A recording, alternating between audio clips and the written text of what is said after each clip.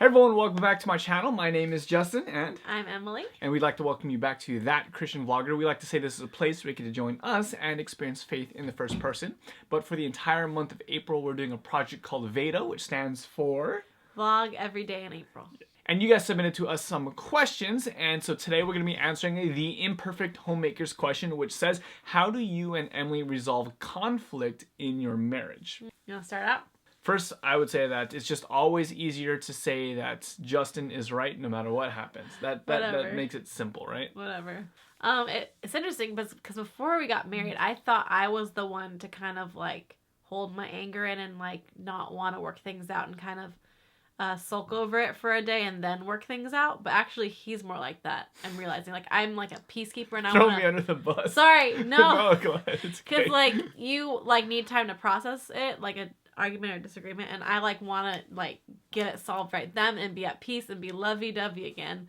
But he like wants to take more than a day, so like we're at odds for like a day, and then yeah, we come. So I would say one piece of advice is just if the person needs time and space, then to allow that to happen and to just like.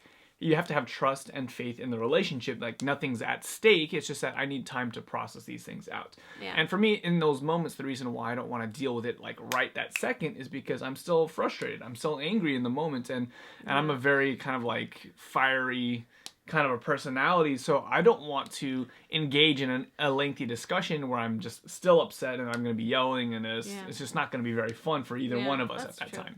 Yeah. So. Kind of give each other space if you do need to do that, like depending on your personality types. I really like after an argument or something that really is dissettling in our marriage, I like pray like right then because it's like on my heart and I'm like, this is way bigger than the both of us. I don't know if you guys have seen like the movie War Room, but if you haven't, go check it out. That movie really inspired me in our marriage, just like that. Your marriage will go through war room type of experiences where like you're battling it out through prayer, and sometimes the other person's heart won't change, and so it's the Lord, you praying to the Lord for that person's change of heart.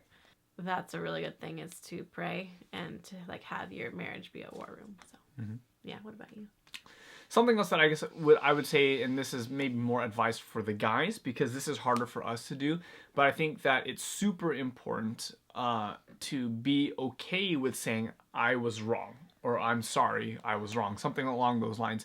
Especially as guys, it's really difficult to like swallow your pride. And generally speaking, you know where you messed up in an argument. And it's seldom like ever one person's fault. It's usually some mixture where it's, you know, maybe 90% Emily's fault and only 10% my fault. No, but like, even if that's the case, let's imagine that it's largely the other person's fault and only slightly my fault, maybe how I responded angrily. Like maybe you were the one that caused whatever situation, and I just got upset at it. Rather than coming to the conversation saying, hey, this is where you were wrong, this is where you messed up, the best place to start is to own up to the 10%, the 5%, the 1% that you are wrong, because that shows that you're willing to have a level conversation. And it's not like, I'm sorry, I was wrong in doing this, but I only did it because of you, and then like immediately accuse right away. Like, no, just take ownership for your part, even if it is a small part. Chances are it's like way more evenly split, or maybe more so my fault or something like that. But having that willingness to take ownership with like no expectation of the other person to take ownership, I think is a huge step forward. So hopefully these are good tips for you guys. We've only been married for not even 2 years yet, so we're still like in a still learning process. I don't think you ever stop learning in a marriage. Or you shouldn't stop learning. You shouldn't stop learning. If you ever do stop learning, that's a problem. We're not like 50 years into it. Stop kicking that, because you're gonna shake the whole We're not camera. like 50 years into it where, you know, we have more experience and we're like old sages in our marriage. But she's the old sage in the relationship. Hopefully that was Which reminds me, your birthday's coming up. Yay! When's your birthday? Do you want everyone on the internet to know that you're turning 45? No. April 17. April 17. Her birthday's April 17, guys. So if you want to send us some gifts or some money or something like that. The day before tax day. So fun. Because taxes are due the 18th this year. It's a little later. So what would you say is maybe a mistake that you've made kind of in arguments or in that whole thing? Probably just like thinking selfishly, like throughout the whole thing, and just holding a grudge after our argument. Like I want him to come apologize to me. Like, I'm right. Like, man, I want to be stuck up in that way. So probably thinking selfishly. Yeah. Yeah, for me, I think it's like more holding a grudge. Like I know where I was wrong. I know where she was wrong. I even know like the situation is just kind of a stupid situation. Like, Yeah. why are we angry? Like, there's no point. But just not wanting to like fix it. Yeah. Sometimes it's just easier just to be upset, and you go to work and I do my thing, and just like sometimes I don't want to be reconciled. It's almost weird to say that. Oh, interesting. Have you ever felt like that before? Yes.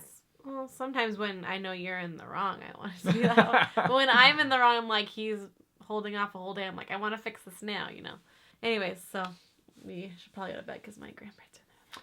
Yeah, we are Way too loud. we're in Walla Walla right now, Yeah. so we're kind of visiting family and stuff like that. So that's why you see a new setting. We didn't get a new house or anything like that. Yeah.